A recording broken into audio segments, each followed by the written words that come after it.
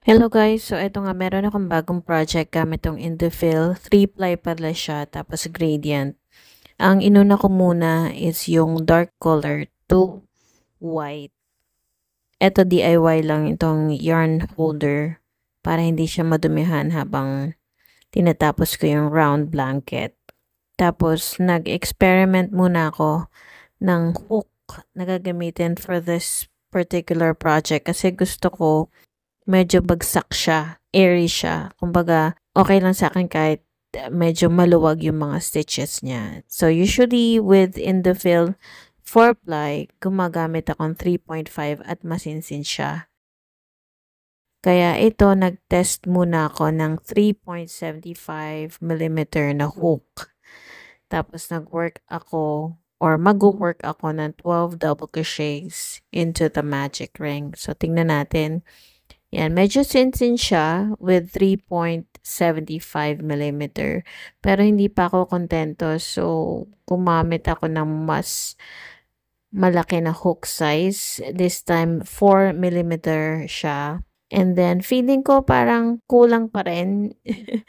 Kasi after ko nakapag-finish ng first round, parang feeling ko kailangan medyo mas maluwag pa ng konti. Kasi the more na maluwag ang tension niya, mas magiging soft siya. So, ito na yung final na ginawa ko. Ang next round naman is mag-chain 2 ako pero hindi siya mag-count as a stitch. Parang mapataas lang niya yung stitches. Dito na tayo magdadagdag ng increase for each stitch around. Tapos chain 1. Uulitin lang natin yan hanggang sa makabalik tayo dun sa last na stitch for this round 2.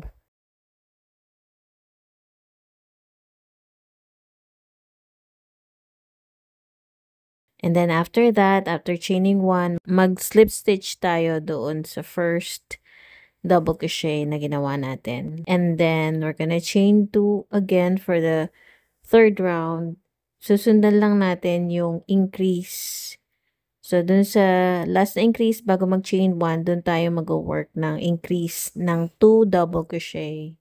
And then chain 1. So ulitin natin yung ganitong pattern hanggang sa makabalik ulit tayo.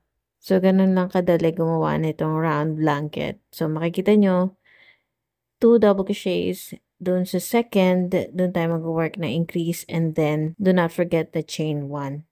Yan lang ang gagawin nyo hanggang sa mapalaki nyo yung round blanket. So, depende niya nasa tension na gusto nyo. If maluwag katulad sa project ko, pwede kayong gumamit up to 5 mm or kung gusto nyo mas maluwag pwede nyo gawa ng 6. Pero usually, pag the more na mas malaking crochet hook, sumasabit-sabit na siya. And etong number 5mm na crochet hook, medyo sumasabit-sabit na siya talaga. Pero okay pa rin, manageable pa rin naman. After 3 hours, eto na ngayon natapos ko. Okay na sana eh. So, ganito siya mga sis. Yung colors niya, nagta-transition na sa white. So, kung sa gradient Indofill, 3-ply pala ito. Mag-start siya sa solid color na blue. Hanggang sa unti-unti, yung strands niya magkakaroon ng white. Dito na siya nag-start, oh.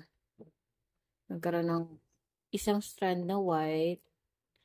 Tapos, hanggang sa nagkaroon ng dalawang strand na white hanggang sa magiging totally white na siya.